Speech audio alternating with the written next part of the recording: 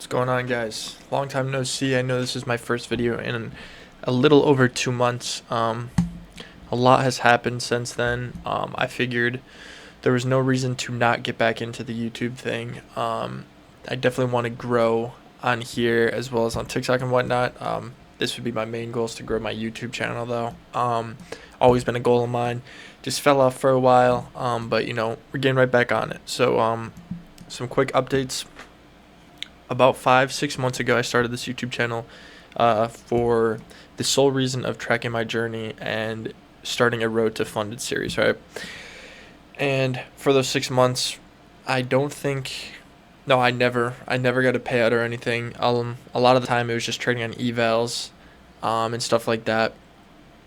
And then within the last month and a half now, I actually requested my first payout of $2,000. And on one XFA, I ended up blowing that XFA gambling, unfortunately. And then from there, I kind of had to restart. But I actually ended up getting 5 XFAs. After passing that, I kind of reinvested that money into myself and into accounts, in the pursuit of scaling, rather than upping my risk, just up my capital. So now we just requested another payout, and I received it yesterday of $3,500. So that means in the last month and a half, I've received about $5,500 in payouts. And as you can see right now, I have 5 accounts that are sitting at a balance of about $1,700. I need 3 more $200 days, meaning let's say I do the bare minimum, get $200 days. It's $600 on top of this, so that's like $2,300. Obviously half that, and it's going to be a little over a $5,000 payout, which would be super nice. I'm not going to rush anything. I'm not going to force things. But yeah, so that would be like a $5,600 payout, something like that. I don't know. Correct my math. Which means if and when we do get that trade, knock on wood, we would be sitting at a little over 10K in payouts. Which is awesome, because a couple months ago, I couldn't even pass an eval, and now here we are. So I'm going to try to get back into the swing of things. I just moved back into school, grinding out the last year. So I figured with time in between class, if I have it, I might as well throw up a video here and there. I'm not going to promise that I'm going to be consistent every single day, but I'm going to try my best. If I don't take a trade, I don't see a point in making a video. In the scheme of things, it's really just to show you guys how I'm doing and update you guys. And if there is no trade, there is no point. I still could post something just to quote-unquote stay disciplined and consistent, but I wouldn't want to do that. I would want this to be something I enjoy, and I don't want to force myself into doing something when I don't feel like it, because I've been doing really fine, doing my own thing. And so we're going to see how that kind of plays out, because for a while I think the idea of starting the social media and making videos and stuff like that messed with my trading, in the sense of I thought I needed to get a win. I thought I needed to take a trade just to get that video out there. And if that's what happens again, I don't think it will, but if that's what happens again, I'm obviously not going to do that. I'm not going to force myself to make videos if it's affecting my P&L, if it's affecting how well I trade and stuff like that. It's just not worth it to me, because as of right now, I make no money from YouTube. I have less than 100 subscribers. So is it worth throwing away what I've been doing and what I've been building just to get a couple videos out there? I don't think so, but I also don't think that that's going to happen. So with that being said, that's pretty much an update of everything. Long story short, $5,500 in payouts so far. I worked full-time over summer, basically, so I was making money from that too. And now we are on track for another, at the bare minimum, $5,500 payout, which will put us over 10K, which is awesome. And yeah, so let's get right into it. I took 2 trades today. 1 loss, 1 win. So we'll actually start with my idea for the day. Coming into the day, I was kind of either. I wasn't bearish or bullish. I was ready to play both sides. We had good draw and liquidity on both sides. Yo, this mouse. I have a new mouse, and the scroller's super sensitive. So anyway, so this, don't worry about these. These are the lines for the new week opening gap, and this is the range that we're sitting in. This 4-hour range, as you can see, that's a 50%.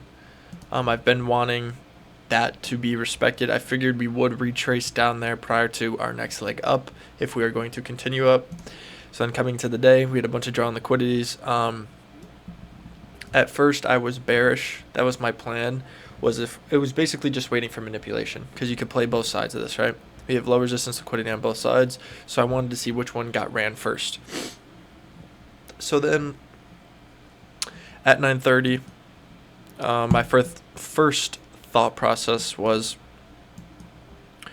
to take a 9:30 PO3. If we create SMT inside some sort of gap, we had SMT right here. I got in, and while it looks like it hit, it technically did, right? So my entry for that, my entry was right up here.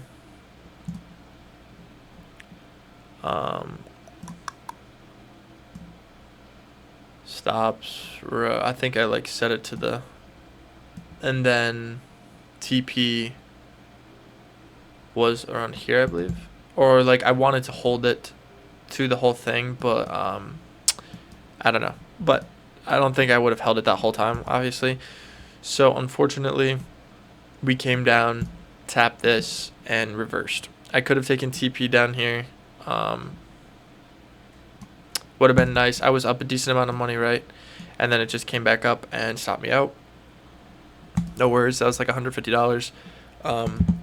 This line right here is a 1-hour BPR. I wanted to see that tapped before my short, and or before a nice short. We would have created SMT right there inside a 1-hour BPR, and we would have respected it. Hopefully that would have been the thought process, right?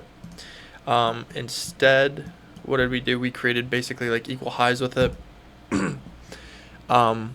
which is nice in the scheme of things that I'll get into. So then you can see we come down after creating relative equal highs, turtle soup these lows, we create SMT. That's where I hop in. We also tap the 50% of the range, which would have been a sniper entry if I took it. I kind of hesitated, didn't take it, and then I just targeted the 1-hour BPR.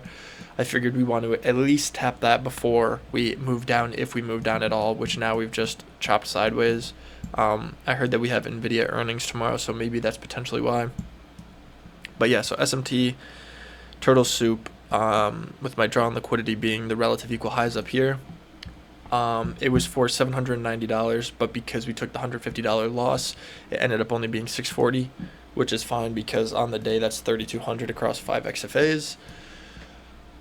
And yeah, I mean, nice balance we're sitting at. Obviously, we have minimum losses 0, so we have about $1,700 to play with. Tomorrow's NVIDIA earnings, I guess, so we'll see how that plays out. I'm not sure what the other news is, but with that being said, yeah, I'm happy to be making videos again. I hope that now, because I'm profitable and actually making money and stuff like that, and I can actually explain things a little bit better to people, that maybe the channel starts to take off a little bit more. But yeah, with that being said, guys, I will catch you hopefully tomorrow. Peace.